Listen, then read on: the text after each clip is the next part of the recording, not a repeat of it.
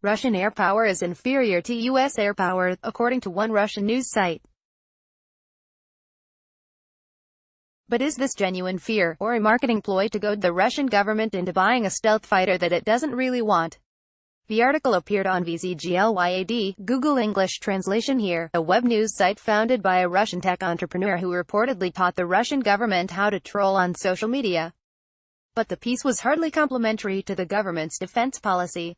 In particular, it took aim at Russian boasts that its Su-57 stealth fighter is better than the U.S. F-22 and F-35. To which writer Mikhail Bolshakov offered a practical rejoinder: America is flying hundreds of F-22s and F-35s, while Russia has cancelled mass production of the Su-57. By the end of 2018, Russia does not yet have a serial production Su-57, while the United States has already released 187 serial F-22s and more than 320 serial F-35s, Bolshakov writes. In other words, even if we take for granted the assertions that Russian fighters are better than American ones, the United States has at least these fighters in service. And Russia does not. The Russian Air Force has ordered a dozen Su-57s, enough to form a squadron that will become operational in 2019. Russia has touted videos of the twin-engined Mach 2 Su-57 flying a couple of combat missions in Syria, or performing aerobatic maneuvers. But that's a far cry from mass production of an aircraft that was supposed to replace Cold War Su-27 and MiG-29 fighters, and take on American F-22 and F-35 stealth jets. Interestingly, the VisaGlad article doesn't dispute the assertion that the Su-57 is better than its American stealth counterparts.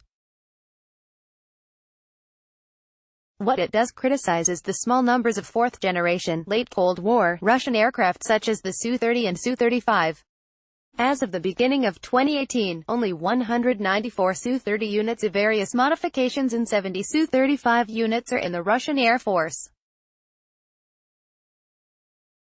In addition, it is unknown how many of these machines are really combat-ready. Therefore, in general, taking into account the fourth-generation fleet of vehicles, the Russian Air Force is significantly inferior to the United States Air Force and, all the more, the combined aviation power of the NATO countries. New aircraft trickle in with 2 or 3 planes at a time, which creates a headache with regard to the training of pilots, as well as the maintenance, supply and repair of the aircraft themselves, Bolshakov warns. The simultaneous performance of 2 conflicting tasks, and retraining the pilots to new planes, and performing current combat missions on old ones, makes a mess and confusion in the front-line fighter regiments. In addition, the units often do not know when they will receive at least these rare new machines, and cannot plan the appropriate personnel movements. This also results in air regiments equipped with multiple models of aircraft, and multiple variants of each model, which creates even more logistical and operational problems. Bolshakov blames the situation on Russia's weak finances. After the collapse of the Soviet Union, Russia in the 1980s and 1990s focused on improving its fourth-generation Cold War aircraft instead of fifth-generation models like the Su-57. While several hundred advanced fighters were produced, many were exported to foreign customers for cash instead of the Russian Air Force.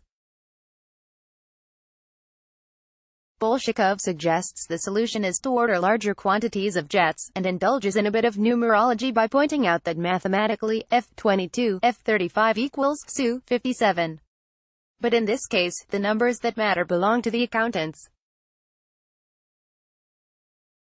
Russian officials say that serial production of the Su-57 isn't needed yet because fourth-generation fighters are still capable, while Western observers point to the Russian aerospace industry's perennial problem with producing reliable jet engines.